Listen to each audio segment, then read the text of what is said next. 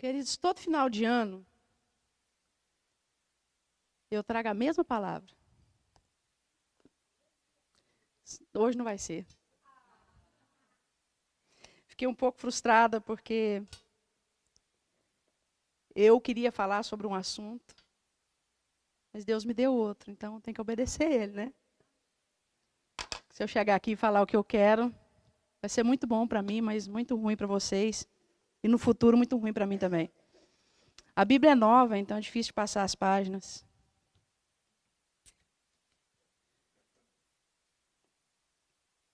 Todo final de ano eu prego sobre as 4 palavras que a gente mais fala no final do ano. Que a gente não fala, a gente usa, né? Eu me lembro que minha tia é professora de português, das boas, eu falei para ela assim, tia, tem 4 verbos que a gente usa muito no final do ano. Reflexão, frustração, gratidão e decisão. Ela falou assim, tá, mas onde é que está o verbo?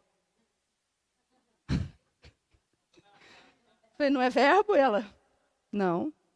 Você não deu esse título para sua palavra, não, né? Eu falei assim, dei. Aí ela, então você está em problemas, porque não tem nada a ver com verbo. Eu falei, então o que eu faço? Ela, fala de substantivo, vai ficar melhor, menos feio.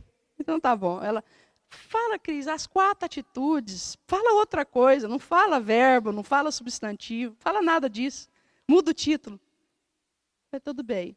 Depois que eu preparei um título, Deus me deu outra coisa. Então, amém.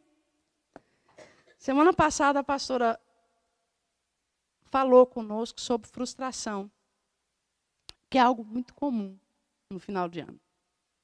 A gente olha para trás e fala assim, ai, devia ter feito isso, devia ter feito aquilo, não devia ter feito isso, não deveria ter feito aquilo, por que fulano não fez isso, por que ciclano não fez, é ou não é?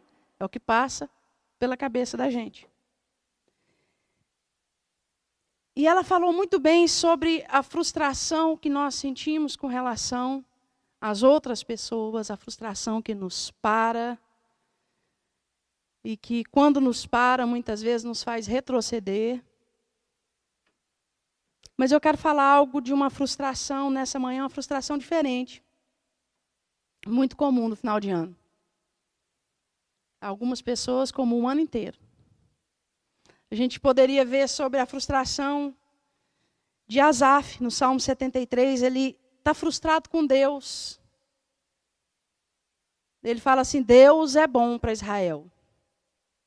Só falta ele falar assim, mas para mim, o negócio não é bem assim. E ele está tão frustrado com Deus, ele fala assim, que eu fico observando os ímpios e eles prosperam, então tem alguma coisa errada com Deus. Ele fala em outras palavras isso. A gente poderia falar da frustração de Elias, aquele chororô de Elias, aquele drama, fala assim, Senhor, mataram todos os seus profetas, só eu fiquei, eles estão tentando me matar também. Mas tem uma frustração que é pior do que a frustração com Deus. Porque Deus é Deus. E mais cedo ou mais tarde nós reconhecemos isso. Porque nós não temos outra opção. Ele é Deus. Amém? A frustração com os outros, pessoas vão e vêm na nossa vida. Não é? Já reparou uma mulher quando se separa do marido? Nunca mais eu vou me casar. Daí 1 ano, está preparando o vestido de noiva. Pessoas vão e vêm na nossa vida. Mas a frustração comigo mesmo, com nós mesmos, ela fica. Ela amarra, ela destrói, ela fere. E é isso que eu quero falar nessa manhã. A frustração que muitas vezes nós temos com nós mesmos. Você já ficou frustrado com você mesmo? Você já olhou para trás e falou assim, eu não devia ter feito isso. Ou eu deveria ter feito isso. A gente chega no final de ano, alguém pergunta assim, e aí, irmão, a paz, tudo bem? Tudo em cima, beleza. E leu a Bíblia toda esse ano? Ah, então, você fala assim, lê toda assim, de Gênesis até Apocalipse mesmo, assim? Não. E você olha para trás e fala, eu tive tempo de ler e não li. Se você for sincero, você sabe que você teve tempo para ler e não leu. E aí, você orou muito esse ano? Não. E aí, você conquistou aquilo que você estava querendo tanto no mundo espiritual, em oração? Aconteceu? Não. Mas você orou bastante, e se Deus não fez, foi porque realmente... Não orei tanto assim. E aí você cai no mesmo erro, outra e outra vez, e você olha e fala assim, não tem jeito para mim. Quantos já se sentiram assim? Na mesma hora, do mesmo jeito. E vem uma sensação de incapacidade, a sensação de que você é um lixo, de que você não vai conseguir, a sensação de que você é completamente incapaz. E o pior, a sensação de que você decepcionou Deus. Quantos já sentiram essa sensação de que decepcionou Deus? Quero te contar uma coisa. Você não decepciona Deus, porque Deus é Deus e Deus não se decepciona. Ele espera todas as coisas. Ele sabe todas as coisas. O pensamento não passou na nossa cabeça ainda, o Senhor já sabe. É ou não é? Ele sabe nosso limite, Ele sabe onde vamos, do que somos capazes, e o tempo todo Ele nos ama. Em nenhum momento Ele deixa de nos amar. Em nenhum momento Ele olha e fala assim, você de novo, dessa vez não vai dar. Em nenhum momento Deus faz isso. Deus só fala assim, levanta, levanta. Eu lembro que uma vez eu caí em pecado, feio. E eu cheguei na Ieda, falei assim, Ieda, eu caí em pecado. E Ieda falou assim, caiu, levanta. Eu falei assim, só? Ué, o que você quer que eu fale? Fica deitada? Quando você cai, o que você faz? Eu levanto. Ela, então levanta. Falei para a Ana e para a Lídia. Lídia, Ana, eu caí em pecado. Tá, e aí? Arrependeu já? E? Falei, e ela? Pronto? Eu falei, mas é só isso? Ué, que eu saiba é só isso. Que precisa de alguma coisa? Não, acho que é só isso mesmo. Então, são pessoas que levantam a gente, né? Que escandalizam os outros, né? A gente fica assim, você não vai me bater? Você não vai ficar com raiva de mim? Aí a pessoa tem uma atitude igual à atitude de Deus. Quando você está frustrado com você mesmo, você começa um diálogo com o diabo. Quantos já conversaram com o diabo? Ninguém quer admitir, né? Que bate um papinho com o diabo de vez em quando. Não. Mas quando você está frustrado com você mesmo, você começa a bater um papo com o diabo. E no começo você que fala e ele concorda. Você fala assim, não tem jeito para mim. E ele fala, não tem mesmo. De novo eu fiz a mesma coisa. E ele fez mesmo. Eu não presto para nada. E ele fala, não presta mesmo. Você vai ouvir você falando e o diabo concordando. Passa um pouquinho, o rumo da conversa muda. Ele começa a falar e você concordar. E você só vai abaixando. Aí ele começa a falar assim, você não vale nada. E você, eu não vale mesmo. Você não tem jeito. E você fala, eu não tenho mesmo. Você não muda, eu não mudo mesmo. E aí começa ele a falar. Até que por fim ele fala para você assim, passa uma corda no pescoço e pula da árvore. Igual ele fez com Judas. Aí você fala assim, você quer saber de uma coisa? Já está tudo desbandado mesmo? Vamos desbandar de vez. Os mineiros entendem essa palavra, né? Entende? Alguém não entende essa palavra? Mas é desse jeito.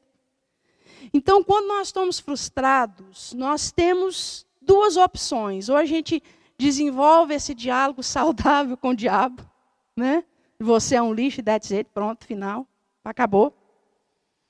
Ou você tem uma atitude racional e olha onde você começou e volta para o ponto que você começou. Amém? Abra sua Bíblia em Lucas 15.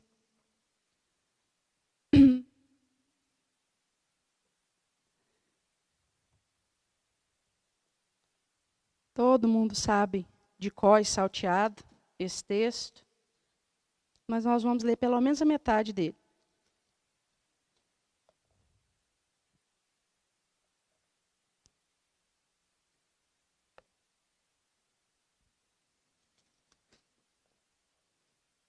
Lucas 15 diz assim, a partir do 11.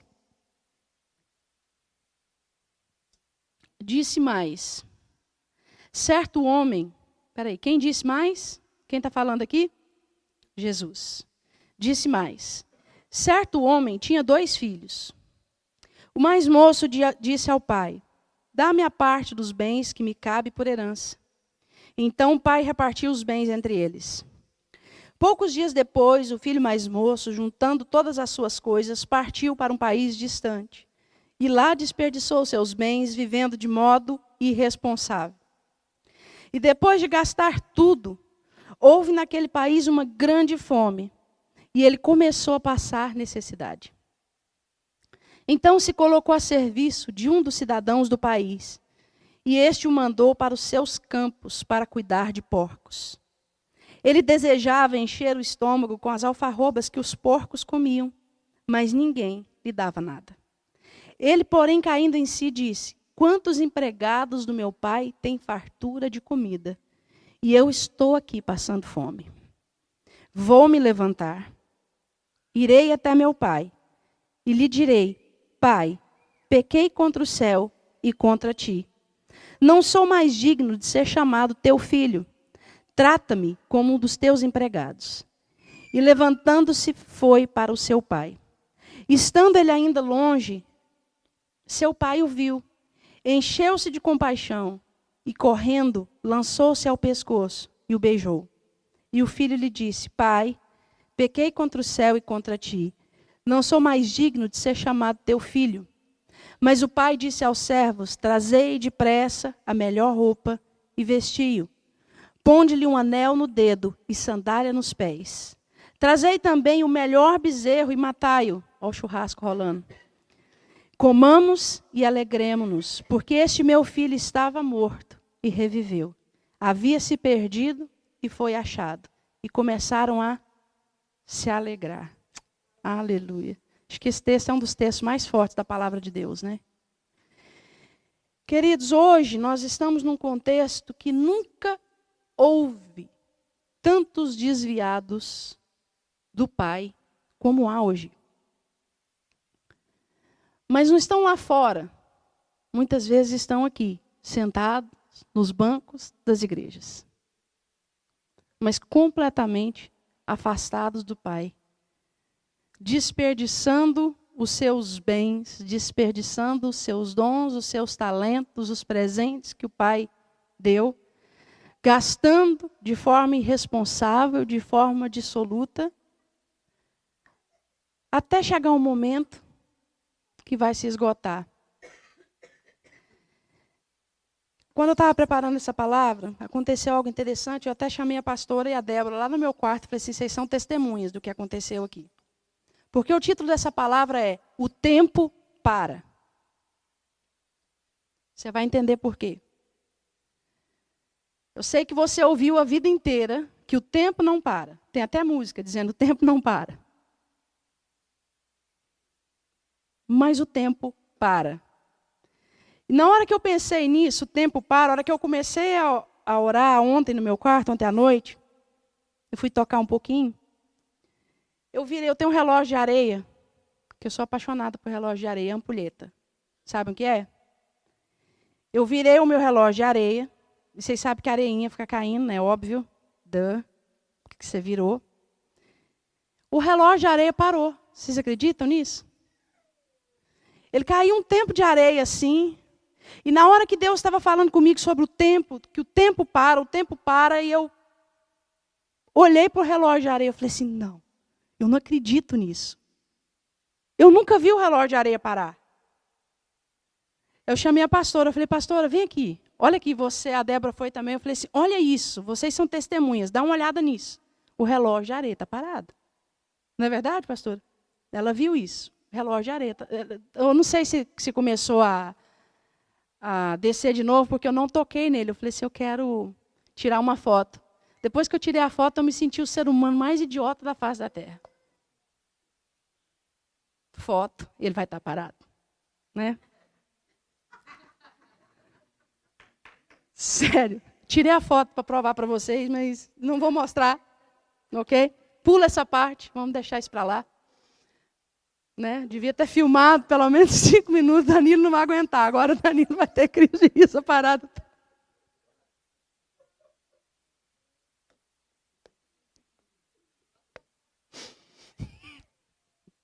Eu tirei mesmo. Depois da palavra me procura que eu mostro a foto. Depois eu fiquei, não prova nada, mas tudo bem. Devia ter postado, né? Obrigada. Mas vamos continuar a palavra, então, porque eu sou uma pessoa séria e vocês também. Amém?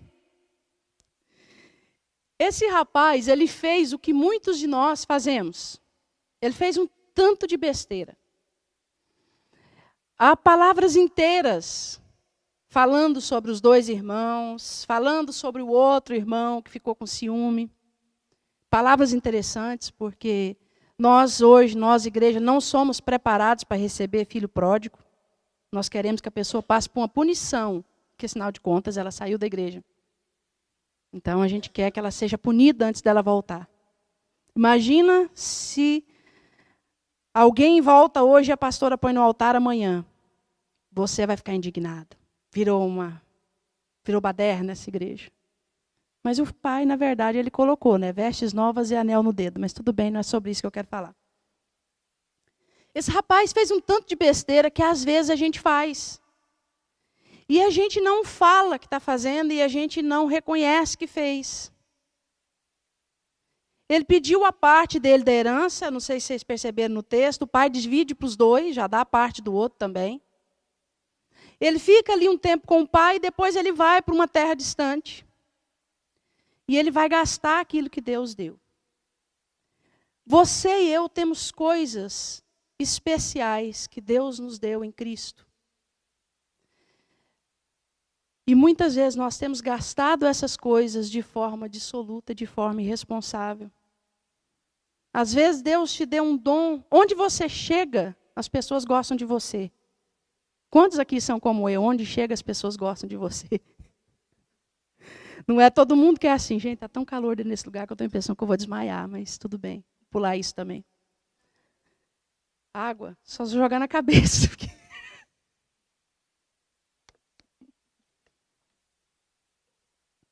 E às vezes nós pegamos aquilo de mais precioso que Deus nos deu e nós não gastamos dentro daquilo que Deus nos deu para gastar. Nós não fazemos aquilo que Deus nos deu para fazer. Nós gastamos a herança de Deus de forma dissoluta. Mas o que eu acho interessante nesse texto, a Bíblia diz assim que ele gastou tudo que ele tinha. E depois que ele gastou tudo que ele tinha, a terra onde ele estava começou a passar fome. Ou seja, além dele ter gastado todos os recursos que ele tinha, Deus começou a cercar ele de uma forma muito especial para fazer ele voltar para casa. E às vezes, o ambiente que você está se tornando hostil, está sem recurso, e às vezes eu e você não entendemos que essas são as cercas que Deus coloca para nos fazer voltar para o lugar de onde nós nunca deveríamos ter saído. Então nós gastamos os nossos recursos, nós gastamos a nossa doçura, nós gastamos a nossa capacidade de acreditar, porque hoje vocês entendem, como eu entendo, que a capacidade de acreditar vem de Jesus. Qual é o ser humano que no mundo que nós vivemos hoje tem capacidade de acreditar em alguém por si mesmo? O mundo prega o quê? Desconfie até que te prove o contrário, não é? Jesus fala o quê? Ame, ame e ame. E se a pessoa te provar o contrário, faça o quê? Continue amando. Então nós gastamos esses recursos que Deus colocou na nossa vida de forma errada. E Deus vai nos cercando com situações que às vezes nós não gostaríamos de passar, para que nós possamos cair na real e falar assim, eu preciso voltar, porque eu tenho me desviado dia após dia. Às vezes nós não temos a coragem social. Quando eu falo coragem social, É coragem de sair da igreja e ir fazer tudo quanto é tipo de baderna no ambiente fora da igreja. Coragem social por quê? Porque todo mundo sabe que você é crente, filho de crente, neto de crente, bisneto de crente, e você fala como crente, você se veste como crente, você cheira crente, você tem linguagem de crente. Então fica mal para você ser visto em alguns lugares fazendo certas coisas. Ainda que você gostaria muito de fazer. Não perde. Então nós não temos a coragem social de enfrentar a sociedade e falar assim, eu não sou mais, eu não vou fazer. Mas nós temos a coragem de fazer dentro de nós, no nosso coração. E quando a gente se pega fazendo, a gente se decepciona e se frustra. Mas a postura desse jovem foi, espera aí, eu vou ser honesto. Os empregados da casa do meu pai comem bem demais. E eu estou aqui fazendo isso. Eu estou aqui desejando comida dos porcos. A gente poderia passear nesse texto por muito tempo, porque o texto é muito rico. Mas eu quero chamar a sua atenção para esse aspecto, de que quando ele teve os seus recursos esgotados, Deus esgotou os recursos da terra também, para que ele tivesse que voltar. E ao invés de fazer como Judas, colocar uma corda no pescoço e pular da árvore, se enforcar, ele fala, pai, pequei.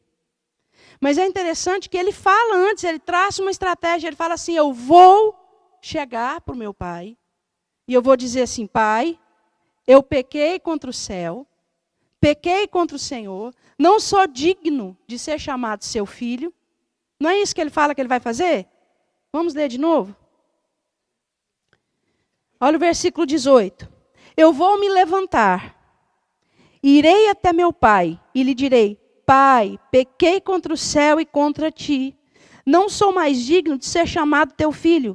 Trata-me como um dos teus empregados. Lindo, não é? Maravilhoso, profundo. Mas você quer saber o que é mais profundo nesse texto?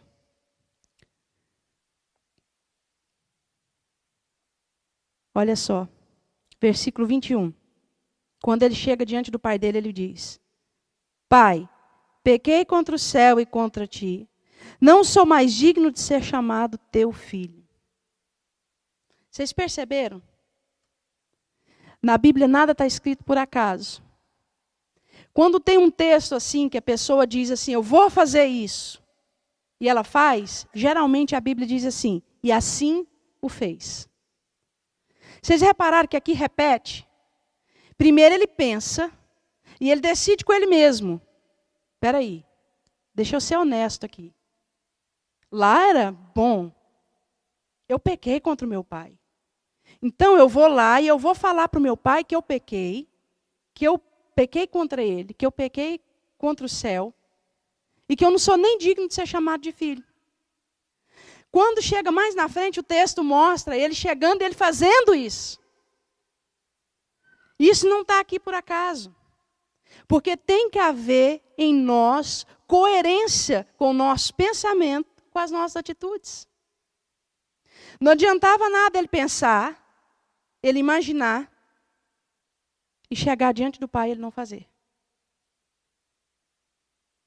Então, o que Deus está falando conosco nessa manhã é, tenha coerência naquilo que o meu Espírito gera dentro de você, para aquilo que você vai fazer. É exatamente o ponto da decisão. A Bíblia diz em, se eu não me engano, João 15, que é o Espírito Santo que convence o homem do quê? Do pecado, da justiça e do juízo. Então esse jovem foi convencido pelo Espírito Santo de que ele estava numa posição de pecado contra o pai dele e contra o céu. Mas ele chega diante do pai, ele reconhece aquilo que o Espírito Santo já tinha colocado no coração dele. Amém? E nesse momento, o que o pai fala? Você vai ter que ralar um pouquinho, porque você gastou toda a sua herança. Você vai ter que ficar um tempo de quarentena, observado. É isso que o pai fala? Bom, a gente pode estabelecer um salário para você. Eu vou te tratar como um dos meus empregados. E depois que você provar para mim que você mudou, que você não é mais beberrão, fanfarrão, aí eu posso pensar em deixar você usar o anel de autoridade no dedo novamente. É isso que o pai faz? Não. O pai abraça e coloca ele exatamente no ponto onde ele partiu, porque o tempo parou para o pai. O tempo parou para o pai, querido. Aquele momento que ele se desviou, o pai decidiu o seguinte: essa não é a história do meu filho. O tempo está parado. É como se o céu parasse, aguardando ansiosamente o momento de voltar. O momento que a história dele vai ser reescrita novamente. E isso prova, o versículo diz assim: esse meu filho estava morto e agora reviveu. Ele estava perdido e agora ele foi achado. Aquela história lá, não foi eu que escrevi. A história dele parou naquele momento que ele saiu. E agora começa novamente. Amém? Oh, aleluia. Você pode dar um glória a Deus? Mesma atitude o apóstolo Pedro teve. Todo mundo sabe que Pedro negou Jesus 3 vezes. Pouca gente sabe o motivo. Vocês sabem o motivo que Pedro negou Jesus 3 vezes? Porque Jesus curou a sogra dele. Entendeu? Não, falando sério agora.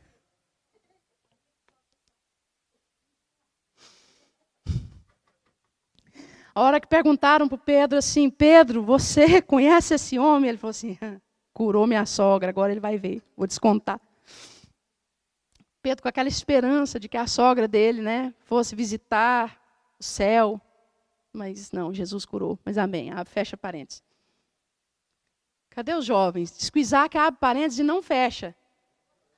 Não fecha, né? Eu estava conversando com a Débora outro dia, um assunto sério. Eu falei assim: Débora, abre parênteses. Aí ela: se não for igual o parênteses do Isaac, que não fecha nunca. Eu falei: não. Aí falei: fecha parênteses, Débora. Aí, fecha o parênteses da sogra. Pedro negou Jesus 3 vezes. E quando você lê um evangelho comparando com outro, tem algo muito interessante que acontece ali. Todos os apóstolos já tinham visto Jesus, menos Pedro. Todos, quase todos. Até Tomé já tinha visto Jesus, já tinha tocado nas mãos de Jesus. Pedro não tinha visto Jesus. E em João 21, todo pregador caceta Pedro nesse texto, mas eu acho que é muito interessante o que o Pedro faz. Então, os apóstolos reunidos, ele está com João, com Tomé, e com mais alguns que já tinham visto Jesus. Ele não tinha visto, lembre-se disso. Ele tinha negado Jesus e ele não tinha visto Jesus ainda. E ele tem uma ideia genial. Ele olha para os outros e fala assim: vou pescar.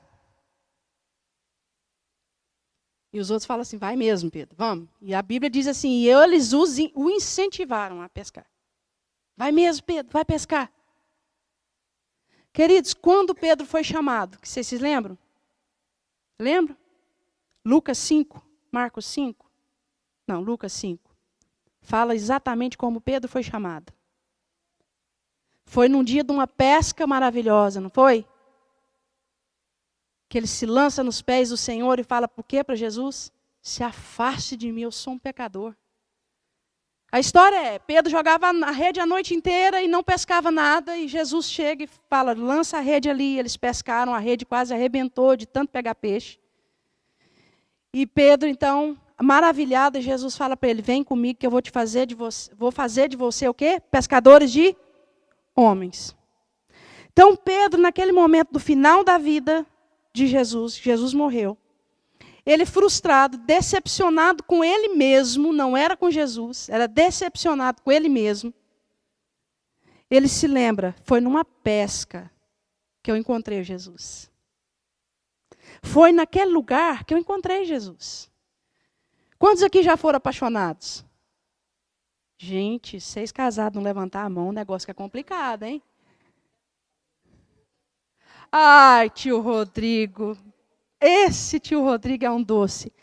Só para ficar nas câmeras, para a cunhada dele ouvir, ele disse que ainda é apaixonado. Muito bem.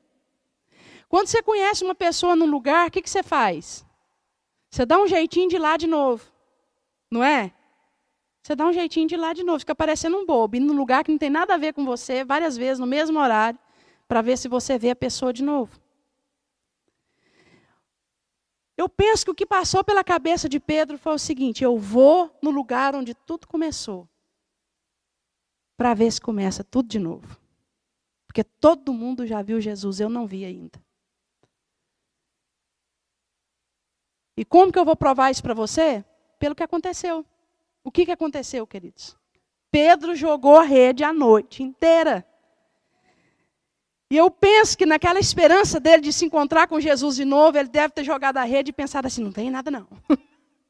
Eu quero pescar nada, para provocar ele para vir aqui. E ele não pega nada de novo.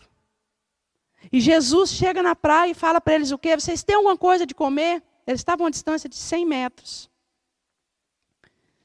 Não, nós não pegamos nada. Ele fala: joga a rede do outro lado. Na hora, João, que conhecia a voz de Jesus, deitava no ombro de Jesus e sabia quem era Jesus. João fala para Pedro o quê? É o Senhor. É o Senhor. Essa frase na boca de João é algo assim tremendo. É o Senhor. Só Ele pode fazer isso. Pedro então veste a roupa, pula na água, o contrário, né? A pessoa tira a roupa para ir na água, ele vestiu a roupa, porque ele estava sem. Veste a roupa, pula na água e vai se encontrar com Jesus. Isso é o quê? Desespero. Paixão. Amor. É medo de não tem medo de ser julgado. Livre. Livre. Para começar tudo outra vez. E essas duas histórias estão na Bíblia para mostrar para nós que todos nós podemos ter um recomeço. Não interessa quantas vezes nós fizemos a besteira. Não interessa quantas vezes nós jogamos para os porcos as heranças, as coisas preciosas que Deus nos deu. Ele está de braços abertos para nós outra vez. Amém? O amor do Senhor é eterno e a nossa mente humana não consegue captar, não consegue entender, não consegue mergulhar nesse amor. Então, nessa manhã, último culto do ano, né? Porque tem da virada. Comece o ano com anel no dedo e com vestes novas. Comece o ano comendo com Jesus, como Pedro começou. Comece o ano tendo comunhão. A Bíblia diz que quando eles chegaram na praia, Jesus os serviu. Jesus está ansioso para te servir. Para com autoflagelo, autopunição. Vamos jogar de vez essa herança do catolicismo medieval no chão. E vamos entender que nada que nós possamos fazer vai fazer com que Deus nos ame mais. Mas também não tem nada que nós possamos fazer que fará com que Deus nos ame menos. Amém? Vamos ficar de pé.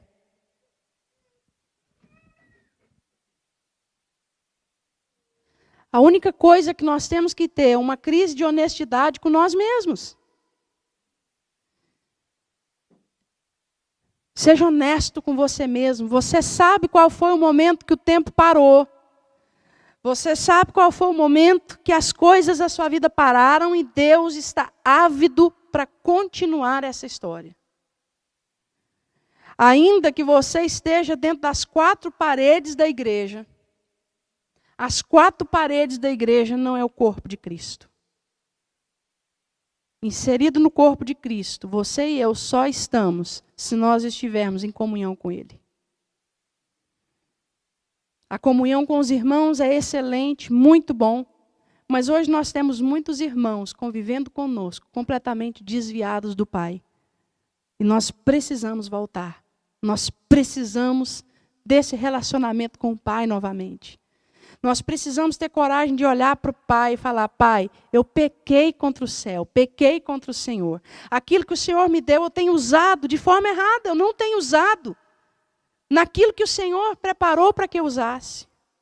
Eu não tenho usado os meus dons, os meus talentos, as preciosidades que o Senhor me deu, a minha capacidade de crer, de amar, na tua obra, na tua casa, para alcançar pessoas para o Senhor. Eu tenho usado dissolutamente. Hoje eu sou um cara legal, uma pessoa legal, gente boa, que todo mundo gosta de mim, mas eu não trago ninguém para Jesus, eu não faço diferença nenhuma.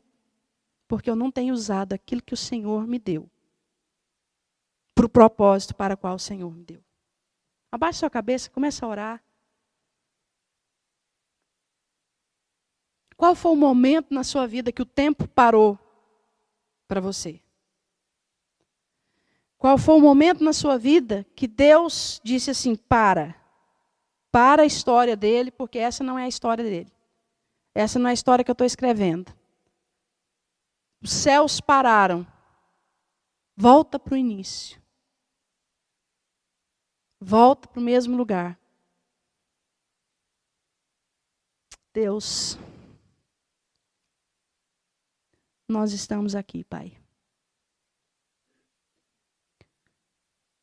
Como nós precisamos do Senhor. Como eu preciso de Ti. Senhor, quantas vezes eu olho para o lado e vejo que o Senhor tem permitido que os meus recursos se esgotem. Quantas vezes, Deus, eu olho para o lado e vejo que o ambiente está se tornando hostil. Que o ambiente está se tornando difícil. Que o alimento está escasso. E nessa manhã, eu quero apenas voltar para o colo do Pai. Onde há abundância, onde há generosidade, onde há amor puro e verdadeiro, onde há realidade, onde há eternidade. Pai, nós estamos todos aqui nessa manhã. Nós vamos começar um novo ano. Mas profeticamente nos leva para o início. Para o início das tuas promessas, para o início da caminhada com o Senhor. Deus nos traz de volta. Que cada um de nós possamos chegar diante do Senhor e sermos honestos e termos uma crise de honestidade com o Senhor. Que nós possamos, Deus, ser honestos com nós mesmos e assim sermos honestos com o Senhor. Que haja, Deus, coerência entre o arrependimento, entre a realidade que o Teu Espírito tem colocado dentro do nosso coração. Que haja coerência com as nossas atitudes diante do Senhor. Que nós possamos não apenas pensar o que eu estou fazendo está errado, mas chegar diante do Senhor e falar, Senhor, o que eu estou fazendo está errado, eu preciso mudar. Que nós possamos, Deus, não ter mais essa discrepância entre pensamento e atitude. Mas que nós possamos ser inteiros diante do Senhor. Ser inteiros diante do Senhor. Ter o coração inteiro no Senhor e diante do Senhor. Pai, que essa palavra fique martelando no nosso coração. E que nós possamos entender que muitas vezes a escassez ao nosso redor e a falta de recursos é apenas uma maneira do Senhor nos trazer de volta. Que nós possamos voltar e entender que quem escreve a nossa história é o Senhor. É o Senhor. Em nome de Jesus. Em nome de Jesus. Nós bendizemos o Teu santo nome, Deus. Te louvamos pela Tua doce presença nesse lugar. Te louvamos porque o Senhor é Deus acima no céu e embaixo na terra. O Senhor é Deus sobre as nossas vidas. Nós entendemos isso. E bendizemos o Senhor em todo tempo. Amém.